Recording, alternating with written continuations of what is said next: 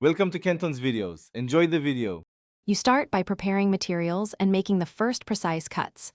Lay your 80-100 GSM paper on a flat surface. Measure and mark 3x3 inches squares. Once done, cut a small stack of 6x12 sheets with scissors or a trimmer so edges align.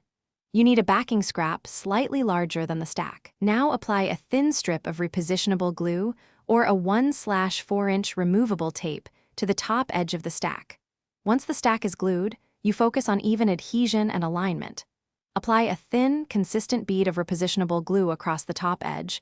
Do not overapply because damp paper peels poorly. Make sure each sheet is perfectly aligned as you press. Next, place the glued edge against the backing scrap and stack under a heavy book or clamp for 10-15 minutes to set.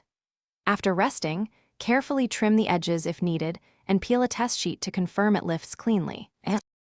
You finish by customizing and checking durability. If you want color or icons, print or stamp designs before cutting, otherwise decorate after assembly. For final pressing, press again for 1 minute to seat the adhesive. Make sure sheets peel without tearing. If they stick, let the glue dry fully, use a lighter touch of adhesive next time, or switch to 1/4-inch removable tape. Store your block flat and away from heat to prevent curling and keep the glue repositionable. Thanks for watching. Consider subscribing if we helped you.